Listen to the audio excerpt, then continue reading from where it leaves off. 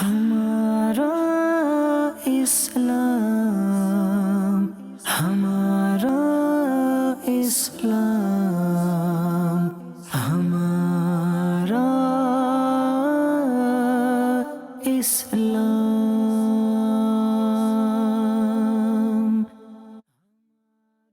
الحمدللہ رب العالمین والصلاة والسلام علی سید المرسلین، اما بعد فاعوذ باللہ من الشیطان الرجیم، بسم اللہ الرحمن الرحیم، الصلاة والسلام علیکہ یا رسول اللہ وعلی آلکہ واصحابکہ یا حبیب اللہ، الصلاة والسلام علیکہ یا نبی اللہ وعلی آلکہ واصحابکہ یا نور اللہ۔ منشن کا ناظرین، پروگرام ہمارا اسلام لے کر ایک بار پھر آپ کی خدمت میں حاضر ہیں۔ اللہ کریم رب العزت جل وعلا ہم سب کو اسلام کی خوبصورت تعلیمات پر عمل کرنے کی توفیق عطا فرمائے۔ ابتداً درود پاک کی فضیلت ہمارے پیارے نبی صلی اللہ تعالی علیہ وآلہ وسلم نے ارشاد فرمایا، اول الناس بی یوم القیامہ اکثرہم علی صلاۃ۔ فرمایا قیامت کے دن میرے نزدیک ترین وہ شخص ہوگا جو مجھ پر کثرت سے درود بھیجنے والا ہوگا۔ قیامت کا دن ہوگا، انبیاء کرام علیہم السلام بھی وہاں موجود ہوں گے، اللہ کے اولیاء کرام، اللہ کے ولی اور بزرگان دین، پھر ایسے میں تمام مخلوق اور نفسا نفسی کا ایک عالم ہوگا، اور ایسے میں ہمارے پیارے نبی صلی اللہ تعالی علیہ وآلہ وسلم بھی وہاں ہوں گے، اور اپنے امتیوں کی جہاں آپ شفاعت فرمائیں گے، اپنے امتیوں کو کبھی آب کوثر سے جام پلائیں گے، کبھی میزان عمل یعنی جہاں وزن کیے جا رہے ہیں نامہ اعمال، اور وہاں پر آ کر اپنے امتیوں کی مدد فرمائیں گے، اور پل صراط کے کنارے پر کھڑے ہو کر آپ رب سلم کی دعائیں فرمائیں گے۔ ایسے میں آدمی جو اتنا بڑا، ایک مثال کے لیے عرض کر رہا ہوں مختصر بس، کہ اگر کوئی آج دنیا کے اندر کوئی بہت بڑا مجمع کہیں لگا ہو، اور اس میں ایک بہت کوئی اہم شخصیت ہو، اور بھی شخصیات موجود ہوں، لیکن ایک سب سے کوئی مرتبے والے اور ایک مہمان، عام طور پر ایک اسپیکر ہوتے ہیں، ایک ہی خطیب ہوتے ہیں، ایک ہی کوئی علامہ صاحب، پیر صاحب، مشائخ میں سے کسی۔ اب ہر آدمی کی کوشش ہوتی ہے کہ میں اس کے قریب میں پہنچوں، ہو سکے تو میں اس سے سلام بھی لے لوں۔ جی جن پیران نظام کی بہت شہرت بھی ہوتی ہے، عام طور پر بھی شہرت ہوتی ہے، تو ایسے میں چاہے پیران نظام ہو یا علماء کرام ہو یا دنیاوی ایسی شخصیات کہہ لیں، تو دوسروں کی عام یہ طلب ہوتی ہے اس کے قریب میں کہیں بیٹھوں، سلام دعا لے لوں، کچھ قریب میں میری تصویریں بھی آ جائیں، اس طرح کے ایک تصور رہتا ہے۔ لیکن یاد رکھیے میرے محترم ناظرین، قیامت کے دن تو نفسا نفسی کا عالم ہوگا، نفسا نفسی کا عالم ہوگا، اور ایسے میں میرے آقا صلی اللہ تعالی علیہ وآلہ وسلم جو سب سے پہلے شفاعت فرمائیں گے، اور آپ کی شفاعت سے پہلے وہ شفاعت کا دروازہ نہیں کھلے گا، پھر آپ جب شفاعت فرمائیں گے پھر دیگر انبیاء فرمائیں گے، پھر دیگر کو اذن ملے گا، وہ شفاعت کریں گے، اور یوں انبیاء کرام بھی شفاعتیں فرمائیں گے، اولیاء بھی، حجاج کرام، مقبول اور مبرور حج کرنے والے وہ بھی شفاعت کریں گے، اور حفاظ جو قرآن پاک کے حافظ ہیں اور جن کے بارے میں فرمایا اس کے حلال کو حلال جانا، حرام کو حرام جانا، تو ایسوں کو بھی منصب شفاعت وہ ملے گا، علماء کو ملے گا۔ مختصراً عرض یہی کرنا چاہوں گا کہ اتنے اس میدان محشر میں جب میرے آقا صلی اللہ علیہ وآلہ وسلم وہ سب سے اس طریقے سے جو افضل و اعلیٰ بھی ہیں، اور اس وقت مشکل کشائی بھی یہ فرمائیں گے کہ جب تک آپ شفاعت نہیں کریں گے کسی اور کے لیے شفاعت کا اذن نہیں ہوگا، وہ محبوب آقا صلی اللہ علیہ وسلم فرماتے ہیں قیامت کے دن میرے قریب وہ ہوگا جو مجھ پر کثرت سے درود پڑھنے والا ہوگا۔ آج انہیں کثرت سے یاد کیجئے، درود پاک ان کی ذات پر کثرت سے پڑھیے، انشاءاللہ دنیاوی مشکلات بھی اللہ کریم اپنی رحمت سے دور فرمائے گا، اور آخرت کے اندر بھی یہ ہمیں کامیابیاں عطا فرمائے گا۔ صلو علی الحبیب صلی اللہ تعالی علی محمد صلی اللہ علیہ وآلہ وسلم۔ صلاۃ و سلام علیک یا سیدی یا رسول اللہ وعلی آلک و اصحابک یا سیدی یا حبیب اللہ۔ مدشن کے ناظرین، آج دنیا میں ہر آدمی چاہتا ہے میں برتری حاصل کروں، اور جس فیلڈ میں ہوں، جس شعبے میں ہوں، میں کامیاب ہو جاؤں۔ نہ صرف وہ کامیاب اس فیلڈ میں کامیاب ہونا چاہتا ہے، بلکہ وہ ہمیشہ آگے سے آگے ترقی کرنے، آگے مزید بڑھنے، اس کو اپنی کامیابی تصور کرتا ہے۔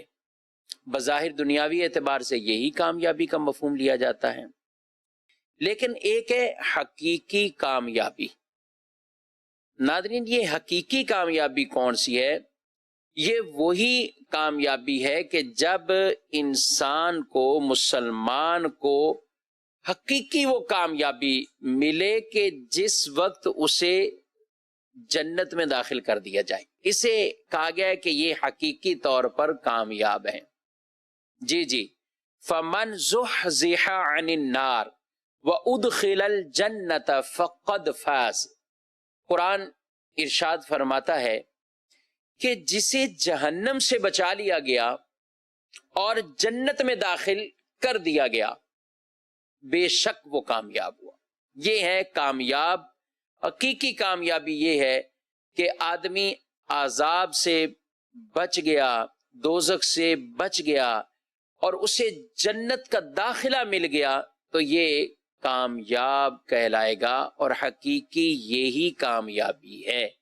اسی کے اندر ہر مسلمان کو تگو دو، کوشش کرنا، اس کامیابی کے حصول کے لیے وہ اپنی چاہے مالی قربانی ہو، وہ چاہے جانی قربانی ہو، وہ چاہے کسی بھی طرح سے اسے قربانی دینی پڑے، محنت کرنی پڑے، وہ اس کامیابی کے حصول کے لیے ہر وقت محنت کرتا رہے۔ سورہ مومنون قرآن پاک میں 18ویں پارے میں اللہ رب العالمین نے جہاں واضح طور پر یہ ارشاد فرمایا قد افلح المؤمنون، ارشاد فرمایا مدرسین کے ناظرین کہ بے شک ایمان والے کامیاب ہوئے، بے شک ایمان والے کامیاب ہوئے۔ یعنی اس آیت مبارکہ میں یہ بات واضح طور پر فرما دی گئی کہ حقیقی کامیابی ملنے کا دار و مدار وہ ایمان ہے۔ ایمان، مومن ہونا، مسلمان ہونا، یہی اصل دولت ہے جو انسان کو حقیقی طور پر کامیاب کر دیتی ہے، اور وہ اصل کامیابی آخرت کی کامیابی ہے۔ دنیا کی یہ زندگی یہ تو گزر ہی جانی ہے، کسی کی مشکل میں گزر رہی ہوگی، کسی کی آسانی اور سہولتوں کے اعتبار سے ہے۔ ہر آدمی اپنے اپنے اعتبار سے آزمائش کے اندر ہے، اور آزمائش ضرور ہونی ہے۔ افحسبتم انما خلقناکم عبثا وانکم الینا لا ترجعون، اللہ رب العالمین ارشاد فرماتا ہے کہ کیا تم نے یہ گمان کر لیا ہے کہ تمہیں ایک بیکار بنایا ہے، عبث بنایا ہے؟ نہیں۔ اور فرمایا وَأَنَّكُمْ إِلَيْنَا لَا تُرْجَعُونَ، اور یہ گمان کرنے تم لوٹائے نہیں جاؤ گے، لوٹائے جاؤ گے۔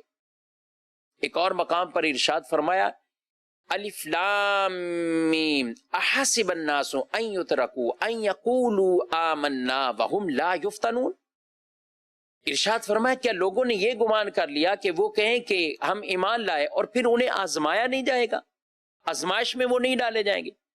آزمائش ضرور ہوتی ہے، کبھی اللہ رب العالمین مال دے کر بھی آزماتا ہے، اور کبھی کسی سے نعمتیں لے کر بھی آزماتا ہے. کسی کے پاس دنیاوی آسائش بہت ہے، عیش و عشرت بہت ہے، اسے دے کر آزمایا گیا ہے. اور کسی کو اس سے بظاہر محروم رکھا گیا ہے اور اسے یہ محروم رکھ کر بھی آزمایا گیا ہے کہ کون سا ایسا خوش نصیب آدمی ہے کہ جس کے پاس مال دولت اور اس کے انبار ہوں، زیب و زینت ہے، عیش و عشرت ہے، مکانات ہے، گاڑیاں ہیں، بنگلے ہیں، سواریوں کے اور سفر کے عام آسائش اور پرتعیش اس کے پاس یہ سامان ہے، لگژری زندگی کا سٹائل ہے. اس کے پاس گھر ہو یا گاڑیاں ہوں یا کوئی بھی کاروباری انداز ہو، ہر اعتبار سے بہت مال و دولت والا اور لگژری سٹائل گئے. یاد رکھیے اللہ نعمتیں جو بھی عطا فرماتا ہے، بعض روایات میں یہ بھی بیان فرمایا گیا جو دنیا کے اندر زیادہ نعمتیں ملتی ہیں اس کے اعتبار سے اخروی نعمتوں میں کمی بھی آتی ہے.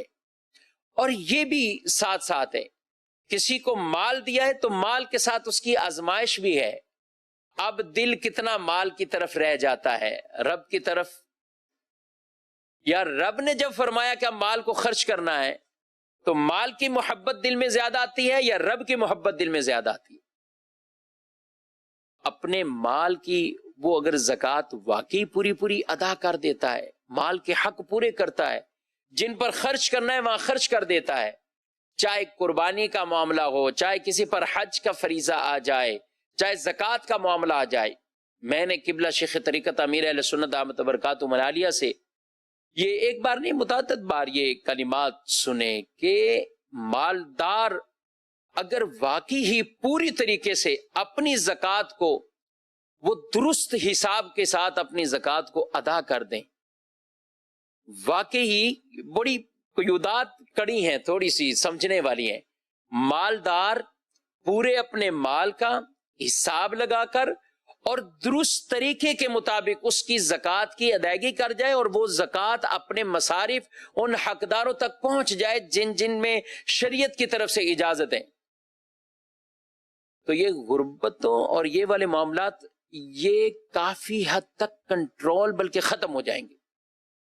لوگوں کی ضروریات زندگی کے معاملات پورے ہو جائیں گے. کیونکہ شرطیں یہ بڑی خاص ہیں، پورا حساب کتاب ہو اور پھر اس کے بعد اس کی ادائیگی درست ہو، پھر جہاں پہنچائی گئی ہے وہاں آگے ان کے مصارف تک، ان کے حقداروں تک اور جن جن جگہوں پر شریعت مطہرہ کی طرف سے اجازت گئے وہاں اس زکوٰۃ کو اس طریقے کے مطابق خرچ کر دیا جائے تو کئی ایسی ضروریات وہ پوری ہو جائیں گی.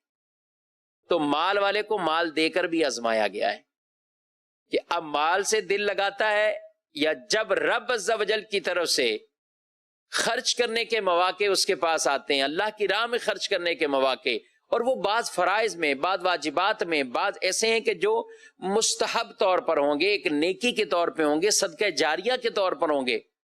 تو حضرات صحابہ کرام علیہ مردوان کی زندگی کو دیکھیں یا نبی پاک علیہ الصلوۃ والسلام کے خود سیرت مبارکہ کو دیکھیں تو مال بسوں کا بہت سا مال آتا تھا، بہت مال آتا تھا، لیکن آپ صلی اللہ علیہ وآلہ وسلم کبھی اتنا بھی اپنے پاس جمع نہ فرماتے تھے کہ نماز کا جیسے ایک پورا ٹائم وقت جو ہے وہ چلا جائے. بعض روایات میں نماز پڑھائی، سلام پھیرا، نماز ختم ہوئی اور پھر نماز کے اختتام پر آپ فوراً گھر گئے اور پھر کچھ زیور تھا اسے صدقہ کیا، پھر آئے اور صحابہ کرام علیہ مردوان کو ارشاد فرمایا میں نے یہ پسند نہ کیا کہ وہ گھر میں پڑا رہے اور اتنا وقت جو ہے وہ گزر جائے، ایک نماز کا بھی کامل وقت اس پر گزر جائے. یہ طریقہ کار بھی تھے. صحابہ کرام علیہ مردوان میں بعض صحابہ بڑے امیر تھے، امیر کبیر تھے صحابہ کرام علیہ مردوان، لیکن وہ بھی جب یہ معاملہ آتا تھا اللہ کی راہ میں خرچ کرنے کا، غرباء کی مدد کرنے کا یا کہیں بھی دین کے نام پر خرچ کرنے کا ہو، وہ فی سبیل اللہ، جہاد فی سبیل اللہ یا غزوات میں جانے والوں یا مجاہدین کی مدد کے اعتبار سے دیکھتے تو وہ ہر وقت ان کی مدد کے لیے وہ کوشاں رہتے اور آگے بڑھ چڑھ کر اس میں حصہ لیتے. تو مدرسہ چینل کے ناظرین، عرض یہی کر رہا تھا کہ کسی کو مال دے کر بھی آزمایا گیا اور کسی کو نہ دے کر بھی آزمایا گیا. کامیاب ان دونوں میں وہ ہوگا. کچھ ایسے ہوں گے جنہوں نے ساری زندگی فقر فاقے میں گزار دی، لیکن دل شکر گزار رہا.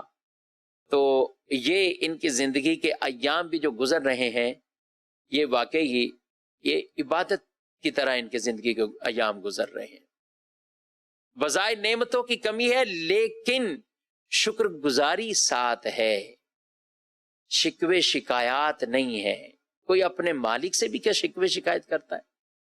اور وہ رب عز و جل، اللہ نے ارشاد فرمایا انسان تجھے تیرے رب کریم کے بارے میں کس چیز نے توقع میں رکھا؟ الذی خلقک فسواک فعدلک فی ای صورت ما شاء رکبک. وہ رب عز و جل جس نے تمہیں پیدا کیا ہے، تمہارے اعضاء پورے اس طریقے سے بنائے گئے، جس صورت میں رب نے چاہا ہے تمہاری تخلیق فرمائی ہے. اس رب کے بارے میں کوئی شکوے شکایت کرے گا؟ اس رب عز و جل کہ تو جتنا ہی شکر ہم ادا کریں، حقیقی وہ شکر گزاری والی کیفیت ہم میں پیدا بظاہر نہیں ہو سکتی. ہے نعمتیں بڑھتی جاتی ہیں، لیکن ہماری طرف سے کفران نعمت یعنی ناشکری کے معاملات وہ بڑھتے جاتے ہیں. اللہ کی طرف سے نعمتوں میں اضافہ ہوتا ہے، اور لوگوں کی طرف سے یا ہم اپنے انداز کو دیکھیں تو ہماری طرف سے نافرمانیوں میں اضافے ہو جاتے ہیں. یاد رکھیں، مال زیادہ ملا جب نہیں تھا تو بہت دعائیں کرتے تھے. بڑے بڑے پیران اعظام سے کہتے تھے، علماء دین سے کہتے، مسجد کے اماموں کو کہتے دعائیں کیجئے. نوکری نہیں ہے، بچوں کی نوکریاں نہیں ہیں، شادی میں مسائل، رشتوں میں رکاوٹیں ہیں، دعا کیجئے مسائل حل ہو جائیں. مسائل حل ہوئے، نوکری سے کاروبار پہ گئے، ایک کاروبار سے دوسرے بزنس کی طرف گئے، بزنس سے چلتے چلتے بزنس مین بن گئے، بڑے بزنس مین بن گئے. لیکن اس کے بعد اگر زندگی میں نافرمانیاں بڑی ہیں، مال بھی بڑا ہے، نافرمانیاں بھی بڑی ہیں، تو ناظرین پھر یہ دھوکے کا سامان ہے. مال کی شکر گزاری یہی ہے کہ اس مال کو بھی اور اللہ کی تمام نعمتوں کو بھی اللہ کے بتائے ہوئے کاموں میں، اس کے پیارے رسول صلی اللہ علیہ وسلم کے بتائے ہوئے کاموں میں ان نعمتوں کو خرچ کیا جائے اور وہیں استعمال کی جائے. تو المختصر عرض کر رہا تھا کہ حقیقی کامیابی ان لوگوں کو ملے گی جن کو جو ایمان والے ہیں. اور پھر ایمان والے اللہ رب العالمین نے سورہ مومنون کے اندر کئی آیات مبارکہ ایسی بیان فرمائی جن میں ان کی آگے ان کی صفات کو بیان فرمایا. قد افلح المومنون، بے شک ایمان والے کامیاب ہو گئے. اچھا کیا ایمان والوں میں؟ الذین هم فی صلاتهم خاشعون، فرمایا جو اپنی نماز میں خشوع و خضوع کرنے والے گئے. نماز پڑھتے ہیں اور نماز کو اس انداز سے پڑھتے ہیں کہ ان کے ظاہری ارکان کا بھی خیال رکھتے ہیں اور باطنی طور پر بھی ارکان کا یا باطنی انداز وہ اپنے بھی درست بناتے ہیں. یعنی جو نماز ظاہراً باطناً دونوں آداب پر مشتمل ہو وہ نماز خشوع و خضوع والی نماز ہے. ظاہر کے اعتبار سے نماز کے فرائض و واجبات تو عمل کرنا ہی کرنا ہے، لیکن ساتھ ساتھ نماز کی جو سنتوں اس پر بھی عمل کرنا ہے، نماز کی مستحبات، نماز کے آداب ان پر بھی عمل کرنا ہے. نماز پڑھنی ہے، اس انداز سے پڑھنی ہے. نماز کے لیے جب کھڑے ہونا ہے تو یہاں نگاہ رکھیں. کچھ ظاہری آداب بھی تو بیان کیے گئے، ان چیزوں کا خیال رکھنا ہے. یہ ظاہری طور پر، اور باطنی توجہ اللہ، اللہ کی طرف متوجہ ہونا، دنیاوی خیالات سے اپنے آپ کو نکال لینا. یہ کامیاب نمازی ہیں، یہ کامیاب نمازی ہیں. اور وہ مومن جو کامیاب ہوئے، بے شک مومن ہی کامیاب ہوں گے، حقیقی کامیابی ان کو ہی ملے گی.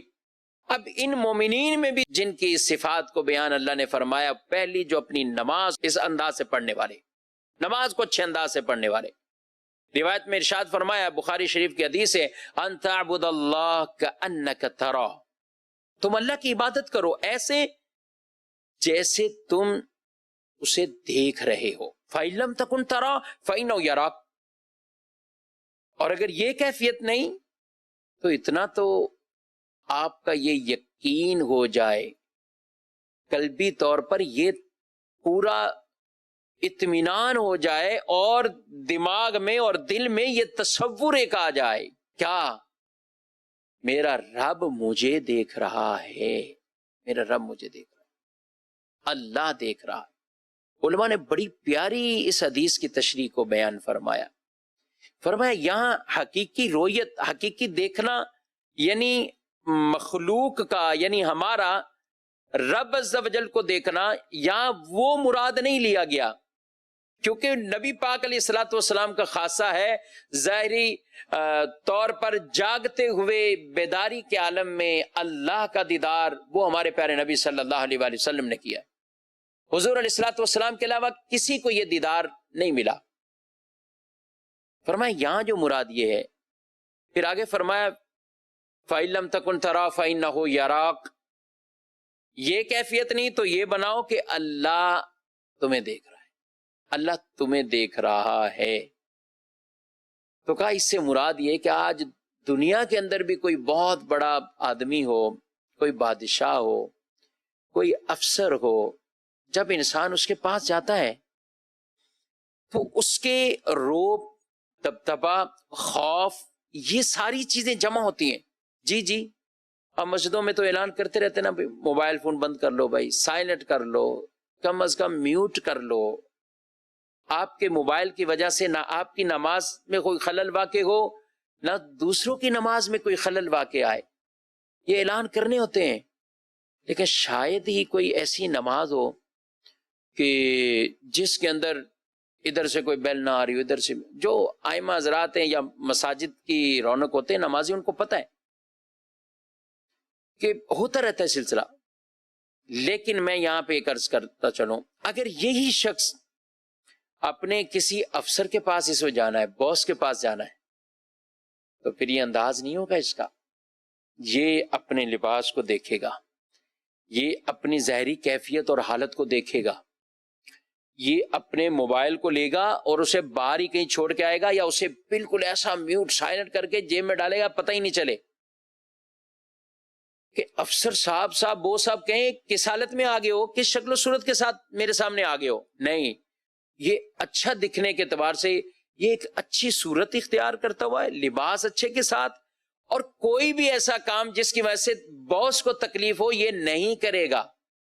میں بلا تشبیہ ایک سمجھانے کے لیے عرض کر رہا ہوں، جب دنیا میں کسی افسر کے سامنے جائیں تو ہمارا خوف اس قدر ہو اور اہتمام اس قدر ہو، بلا تشبیہ بلا تشبیہ بلا تشبیہ، اس خالق مالک کی بارگاہ میں جب آنا ہے تو پھر ہمارا انداز کیا ہونا چاہیے؟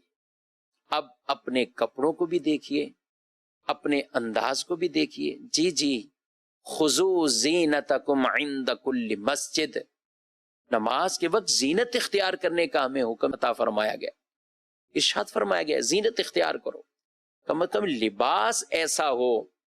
ایک یہ ہے کہ جس سے ہمارے جسم کے اعضاء چھپتے ہیں، اور ایک یہ ہے کہ ساتھ ساتھ وہ اتنا اچھا ہو کہ جسے آدمی پہن کر عام بھی چلنے پھرنے میں یا عام کسی بڑے کی دعوت میں بھی جانا چاہے تو وہ جا سکے۔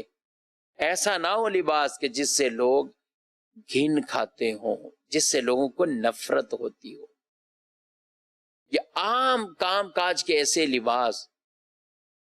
تو اس چیز کا اہتمام کریں، یہ مرد بھی کریں، یہ عورتوں کو بھی کرنا ہے۔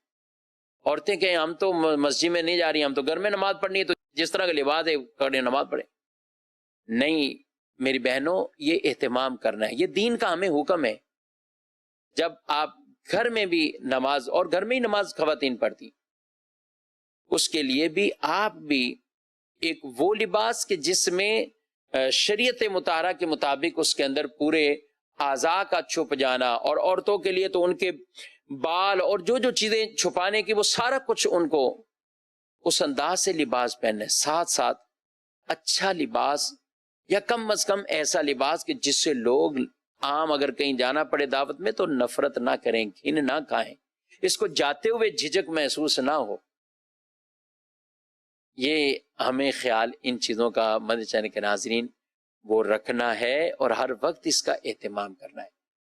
تو بلا تشبیہ یہاں یہی عرض کر دوں کہ دنیا کے باس اور افسروں کے لیے جب یہ اہتمام ہوتے ہیں تو جب اللہ کی بارگاہ میں آنا ہو تو رب زیادہ حق رکھتا ہے کہ ہم لباس کے اعتبار سے بھی اور اپنے ہر انداز سے اپنی نماز کو بہتر بنائیں اور حقیقی کامیابی کی طرف ہم اپنے قدم بڑھائیں اور کوششیں کریں۔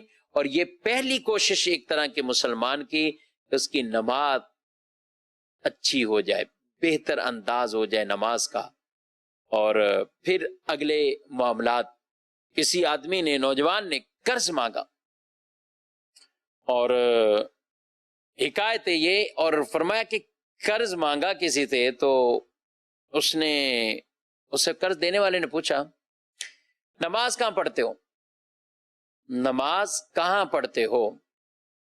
تو قرض مانگنے والے نے کہا نہیں، وہ نماز تو نہیں پڑھتا میں۔ اچھا، قرض جو مانگ رہا تھا وہ کہہ رہا تھا میں بالکل آپ کو ٹائم پر قرض آپ کا واپسی کر دوں گا، بالکل جیسے ہی آپ کو کہہ رہا ہوں نا بس آپ کا قرض میں واپسی کر دوں گا۔ انہوں نے آگے دوسرا سوال کیا کہ نماز کہاں پڑھتے ہو؟ نماز نہیں پڑھتا۔ فرمایا جو رب کے فرض ادا نہ کرتا ہو وہ میرا قرض کیسے ادا کرے گا؟ بات سمجھنے کی ہے، جو رب کے فرض نماز کو ادا نہ کرتا ہو وہ قرض واپسی کیسے کرے گا؟ اس کا مطلب یہ نہیں ہے کہ کسی بے نمازی کو قرض نہ دیا جائے، لیکن یہ بزرگان دین کے یہ انداز ہوتے تھے، وہ اس طریقے سے بھی بسا اوقات کسی کو آگے سمجھانا، تفہیم کرنا، تنبیہ کرنا۔ تو نماز یہ پہلی چیز، عبادات میں سب سے پہلے قیامت کے دن نماز کے بارے میں سوال ہوگا، اور حقیقی کامیاب وہ لوگ ہوں گے اور انہیں کامیابی مل جائے گی حقیقی طور پر کہ جن مسلمانوں کی نماز بہتر ہو۔ یہ پہلا وصف ہے۔ سورہ مومنون میں بہت سی اور بھی آگے صفات کو بیان کیا گیا ہے۔ انشاءاللہ ایک ایک صفت کو، ایک ایک عادت کو لے کر ہم کچھ اس پر عرض کروں گا، اور آپ کے سوالات بھی ہوتے ہیں، گفتگو کچھ طویل بھی ہو جاتی ہے، اور کچھ ناظرین ناراض بھی نہ ہو جائیں، کیونکہ ناظرین کو ناراض بھی نہیں کرنا۔ تو آپ کے سوالات بھی لینے بڑھتے ہیں بلا تمہید آپ کی کالز کی طرف، اور سیگمنٹ اپنا شروع کرتے ہیں سوال جواب۔ جی سنائیے۔ محمد نواز اتاری رحیم یار خان سے، ہمارا اسلام سلسلے کی کیا بات ہے؟ ہر ہفتے نئے نئے موضوع پر ہماری اصلاح ہوتی ہے، یہ سلسلہ دیکھ کر ہمارے علم میں بہت سارا اضافہ ہوتا ہے۔ اللہ پاک اس سلسلے کو نظر بد سے بچائے۔ ماشاءاللہ، آمین آمین، جزاک اللہ تعالیٰ، آپ کا بہت شکریہ فیڈ بیک دینے کا۔ اللہ کریم بہت برکتیں آپ کو بھی عطا فرمائے۔ جی مزید کون؟ مفتی صاحب سے میرا سوال ہے کہ جانوروں کو تول کر اس کی خرید و فروخت کرنا جائز ہے؟ برائے کرم اس کا جواب ارشاد فرمائیے، اللہ آپ کو جزا خیر عطا فرمائے۔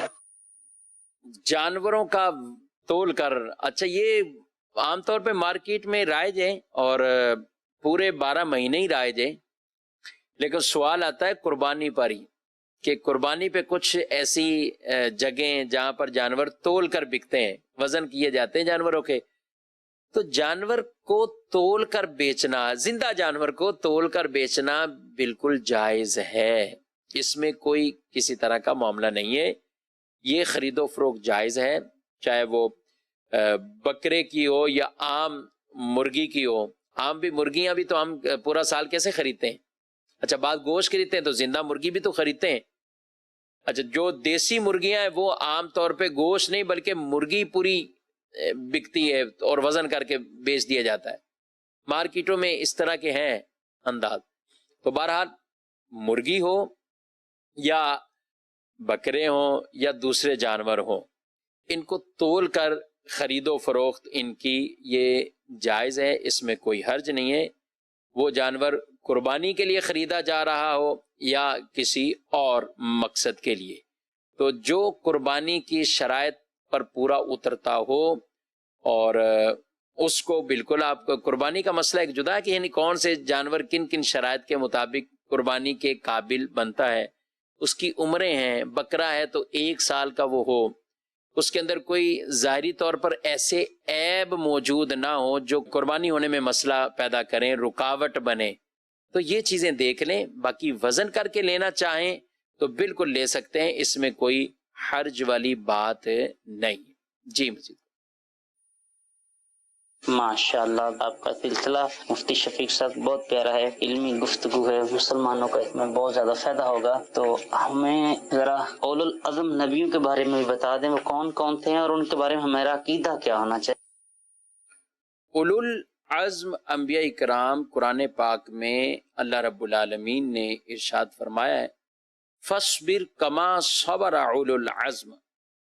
یہاں پر ان اولو العزم انبیاء کا ذکر ہوا ہے۔ اولو العزم یہ کون ہیں؟ ان میں بیان فرمایا گیا حضرت ابراہیم علیہ السلام، حضرت عیسیٰ علیہ السلام، حضرت نوح علیہ السلام، حضرت موسیٰ علیہ السلام اور ہمارے پیارے نبی صلی اللہ تعالی علیہ وآلہ وسلم۔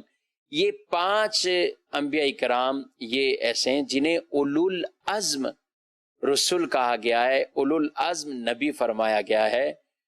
اور ان میں اولو العزم رسولوں میں سب سے زیادہ جنہیں فضیلت حاصل ہے وہ نبی پاک علیہ السلام کے بعد حضرت ابراہیم علیہ السلام کو ہے، اور ان پر بھی جنہیں فضیلت حاصل ہے وہ امام الانبیاء، سید الانبیاء، خاتم النبیین جناب محمد رسول اللہ صلی اللہ تعالی علیہ وآلہ وسلم، ہمارے پیارے نبی صلی اللہ علیہ وآلہ وسلم ہیں، جن کو اللہ نے سارے نبیوں پر فضیلت عطا فرمائی ہے۔ لا نفرق بین احد من رسولی، رب عز و جل ارشاد فرماتا ہے کہ یہاں فرمایا گیا رسولوں میں فرق نہیں ہے، تو کچھ اس آیت کو پڑھ کر کہتے ہیں سارے برابر برابر ہیں۔ اس آیت کے مطلب کو سمجھے بغیر اور دیگر قرآنی آیات کو دیکھے بغیر وہ اس آیت سے یہ فیصلہ کر لیتے ہیں سب نبی برابر برابر ہیں۔ حالانکہ قرآن پاک کی 3 پارے کی پہلی آیت جو بچے کو یاد ہے وہ ہے تِلْکَ الرُّسُلُ فَضَّلْنَا بَعْضَهُمْ عَلَىٰ بَعْضٍ، کہ یہ رسول ہیں جن میں بعض پر بعض کو فضیلت عطا فرمائی ہے۔ تو انبیاء کرام علیہ السلام میں بھی بعض کو بعض پر فضیلت حاصل ہے، اور ان میں اولو العزم جو رسول ہیں ان کو تمام دیگر نبیوں پر اور رسولوں پر فضیلت حاصل ہے، اور اولو العزم میں یہ حضرت ابراہیم علیہ السلام یہ فضیلت والے، اور ان سے بھی بڑھ کر ہمارے پیارے نبی صلی اللہ تعالی علیہ وآلہ وسلم یہ فضیلت والے ہیں۔